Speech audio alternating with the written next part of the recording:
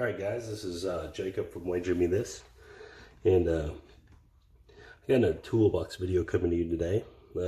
I'm really happy with all the response I've got on the first two.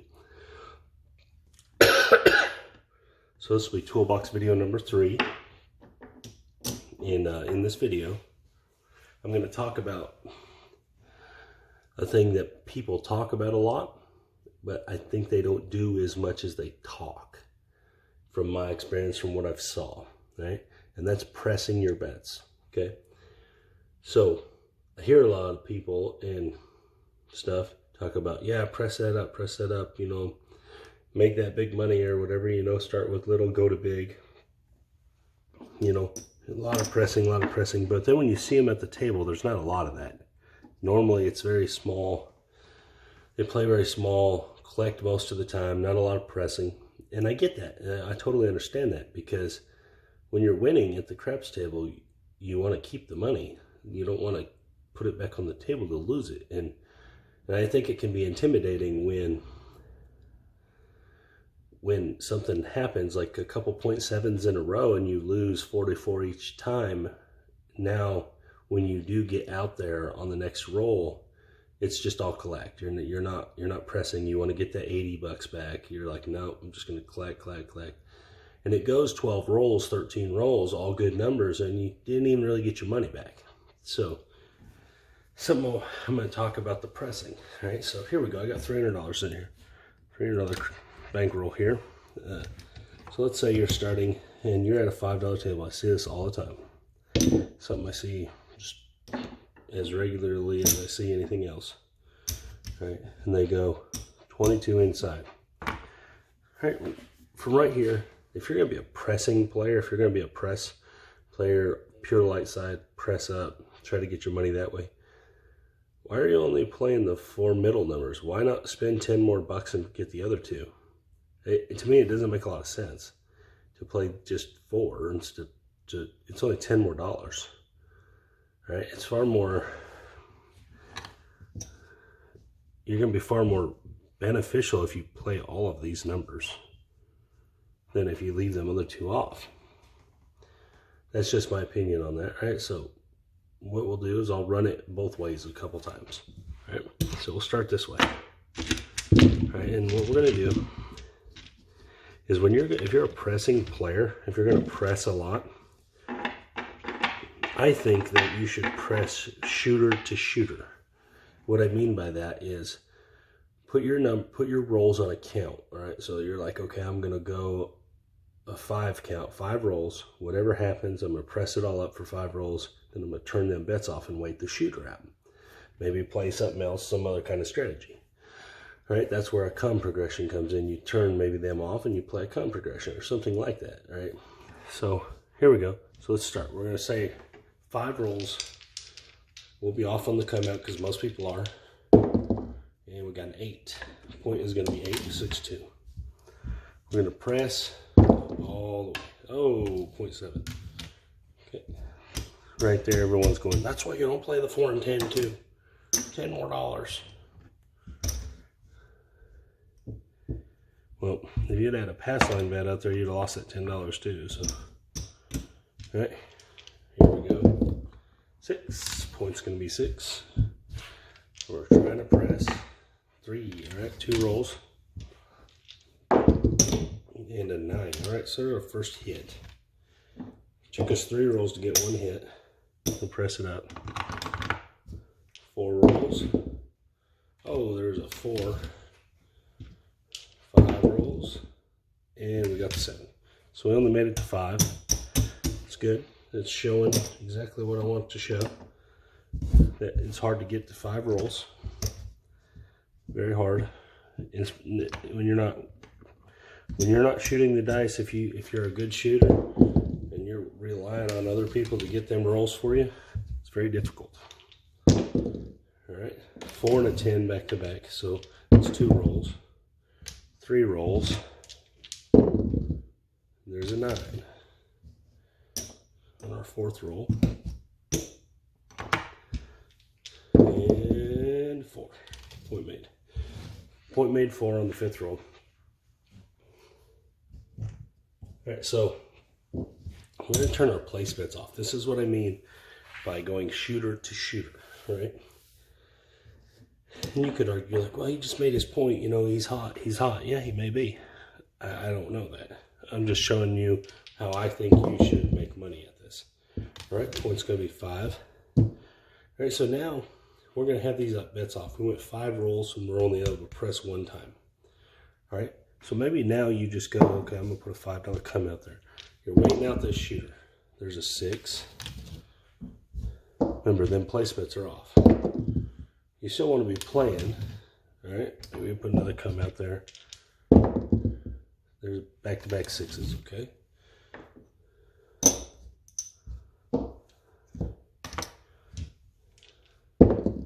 And a 4. So you now got a 4 and a 6 you're playing. And an 8.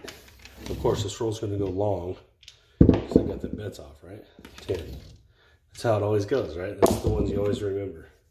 They went long when you turned the bets off. 0.7 when you were working. 7. Okay.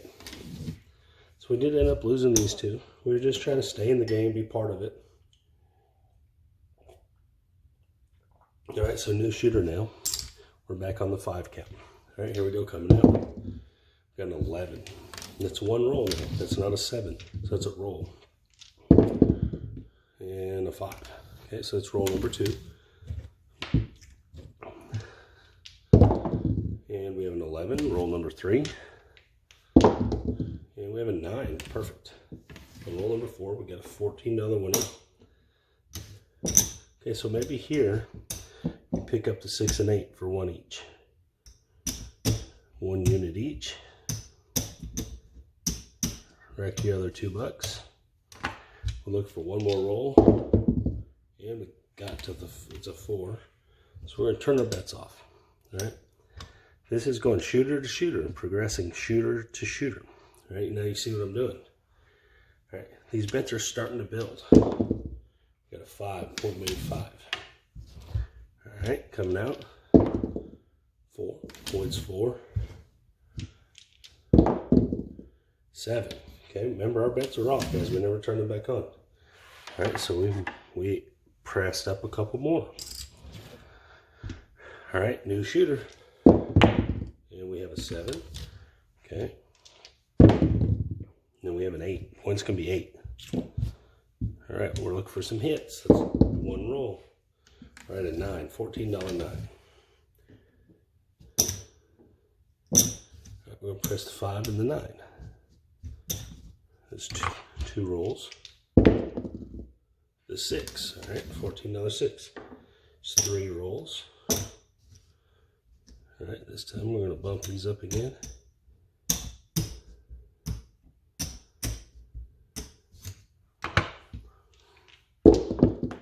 Six again, all right. This is either the 4th or the 5th row. I'm actually not 100% sure.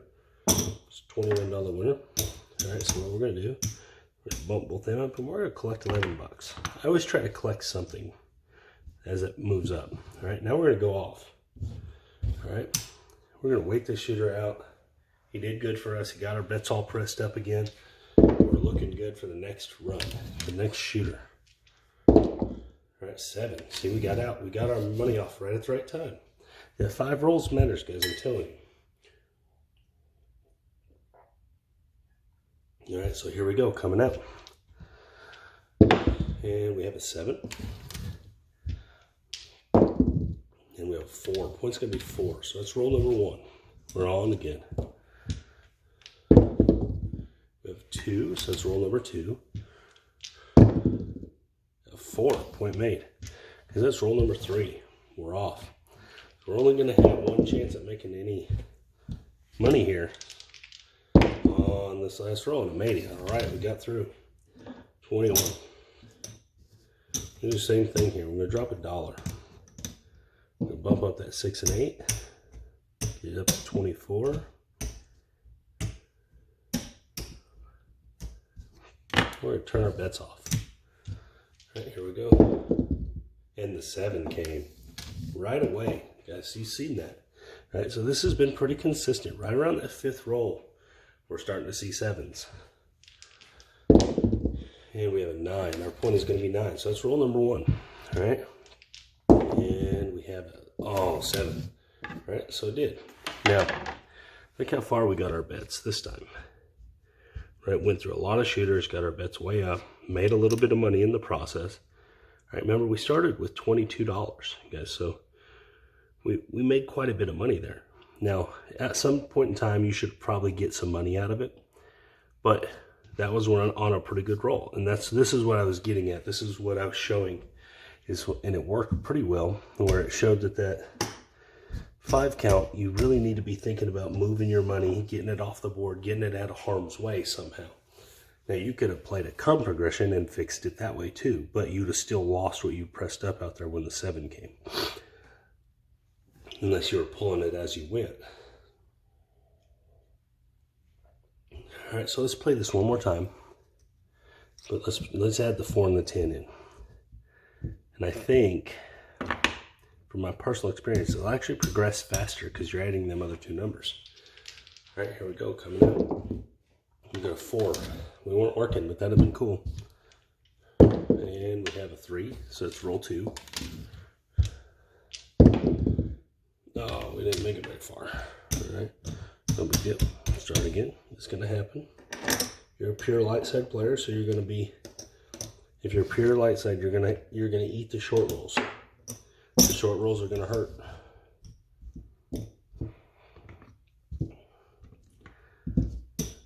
All right, here we go. And we got a 2. That's roll number 1. And an 8. Point is 8. That's roll number 2. And we got a 6. $7.06. Right up on the 6. And we have a 5. All right, $7.05.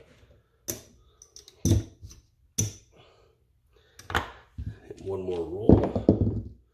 Oh, we didn't make it. I might have been 1 roll off there. That might have been 5, and I might have messed up. I wasn't sure. Sure, I'll hear about it.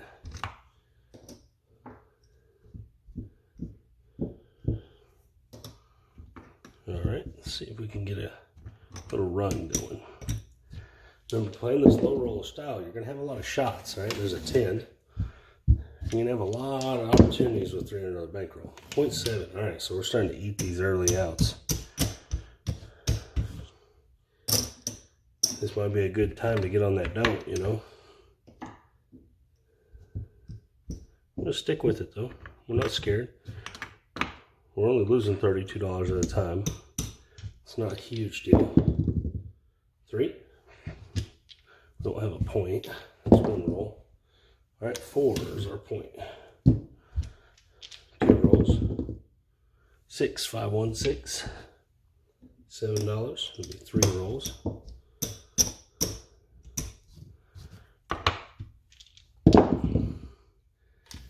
We're just not making it. I mean, see, you guys see this is,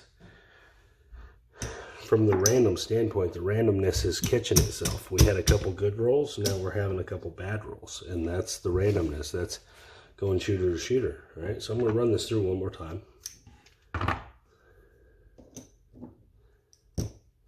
Shooter to shooter, that randomness is going to, you know, if you're not at a table with a bunch of guys that are real serious and they're going to be trying to shoot dice, this is the kind of stuff that'll happen. 6. Tourist table. 0.7. All right. This is making my case for them don'ts. So it's not going to let me show no more progression, I guess. It's just giving me. So that's my thing on the progressing up. All right. So another thing that you should do. Okay. So let's say you got 3 units on the 5, 3, 3, 3, and you're at 4 over here. All right, let's say you got to this point, you've went through a couple shooters. All right, at this point, you need to start looking at your exit plan, right? Let's say, where are you gonna get your money out of this hand, right? Are you gonna just leave it here and just collect every time? That's a pretty good spot to be doing that. If you're playing the low roller side, this is a lot for a low roller per hit. You know, you're talking about 21, 21, 21 to 28 per hit for a guy that started with 22. inside it, and that's what he normally plays, them are big hits. You know, that's a big, huge chunk if you're making as much as you initially play per hit. So at this point, you know, if you're a 22 inside guy, you might want to just stick it out right here and just start racking chips and stay to that 5 count, but rack chips. All right? Because if you're going to be, if you're worried about pressing it up more, you would have started higher. And this is where I was getting at in the beginning when I was saying that a lot of people talk about pressing bets, but most of them don't do it. Most of them don't press. They just collect when they're in the game, right? And so a lot of people play, well, let me get my investment first and then I'll press. Well, by that time, the 7's there. That where you're like, okay, I'm going to pay off what I got out there first, and then I'll start pressing. That only works a handful of times a day when rolls go past 7, 8, 9 rolls of good numbers, you know. Because a lot of rolls go 9 rolls, but they have 3 horn numbers in it. And, you know, and maybe a come out 7. So they might have went 9 rolls, but it was only actually 5 box numbers. And so that's a big part of it. It's how many rolls were in the box numbers, how many rolls were in the hit, the money numbers. Usually it's not as many as people want to believe, and that's why pressing, just nonstop pressing, it doesn't work very often. Now when it does, it works great, because when you go on that hour-long roll and you're pressing your bets all the way up all the time, eventually, yeah, you're going to get a huge chunk of money, but most people are going to lose their bankroll before they get that roll. So this is what I'm saying, is that if you're going to press shooter to shooter, right? So if you're going to, especially if you're going to start on the low roller side, press shooter to shooter. That way, you know, you get some money out of this shooter. Okay, you pressed your bets up some. So the next shooter actually didn't cost you anything because your money's already out there. So you're waiting and he comes up. Okay, so he gets 3 or 4 or 5 rolls in and you get your money out. Right? Then you're saying, okay, I'm going to turn them off again. And so what ends up happening a lot of times, and we saw it, is we were off at the right time, and then everyone else was getting their chips scooped up and ours were staying out there. And if you keep doing that over and over, you don't have to have one long roll. You can have a whole bunch of average rolls, which is what you're going to get every day. It's a whole bunch of average rolls. If you play similar to what I'm showing, you'll be able to take advantage of that. And then on your shot, if you're confident in yourself, you know, you can go for it. And that's kind of the way I play. Normally, I think a player is only going to go 5 rolls. That's generally what I assume players are going to do. And I play accordingly. Well, anyways, guys, this is Jacob from Wager Me This. And I hope you guys like this toolbox video. This is about pressing. And I got to show most of what I wanted to show. Some stuff got left out. I didn't get to show anything higher up. So I'll try to work on that. Anyways, thank you guys. You guys have a good day.